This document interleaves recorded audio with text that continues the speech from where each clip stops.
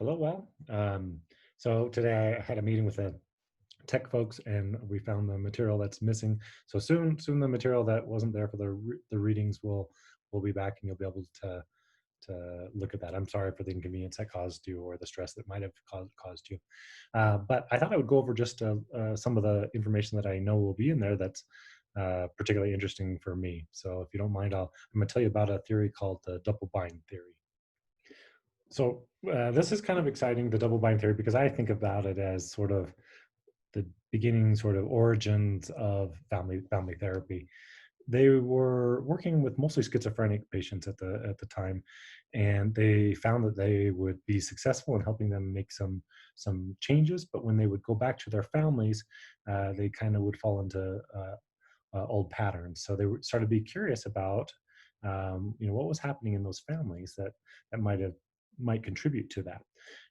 So one of the theories they came up with in 1956 was called the theory of the double bind. And the theory was generated in an effort to describe the context that could produce a symptomatic schizophrenic individual. Um, it was a groundbreaking article that fundamentally changed how we view relationships. You have to understand that at that time, psychodynamic approaches really dominated. So the idea of bringing in a family member and involving them in therapy was really novel.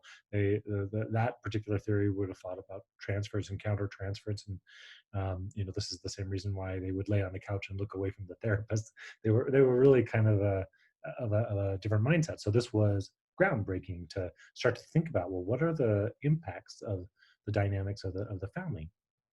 So some of the elements of the double bind, there has to be two or more people involved.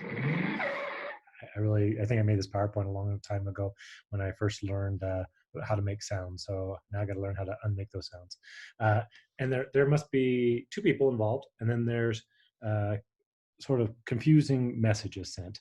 A primary negative injunction is given, such as "Do not do that," "Do not do X, or I will punish you," or "If you don't do X, then I will punish you." And then there's a second injunction that's given that contradicts or conflicts with the first, but at a more abstract level. The second injunction is usually sort of nonverbal. Uh, and then it's not just anybody. It's not like the gas station attendant, or it has to be someone important.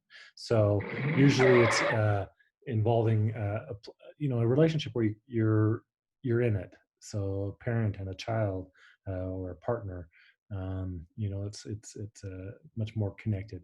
And then once the conditioning has happened, you can just play one little part of the interaction, and it will have the same effect of causing anxiety in you. So the main thing I want you to get from this is two types of communication: digital communication, which is basically the words we say, um, and then there's the analog communication, the analog part, which gives you all the information about how to interpret the words, or how it's going to impact the relationship. So, for example, if I say to you, "I love you," versus "I love you," I'm saying the same digital words. The digital communication is the same in both. But the analog, all the other factors like my facial expression or my tone of voice, it all says something different. So, for example, you don't have to buy me anything for my birthday. I don't want anything from you. What is the understanding of, if you heard that communication, you would think like, okay, they're telling me not to buy them something, but I feel like if I don't buy them something, I'm going to be in big trouble. So good communication is where the message being sent is the same message that's being received. The less healthy and the more problematic um, the relationship, or the communication, the less the digital has in common with the analog component of it. So yeah, you want to make sure that there's not confusion between digital and analog. So basically, the double bind is that feeling you might have in communications where you don't know how to respond based on what's sent, because there's two or more confusing messages.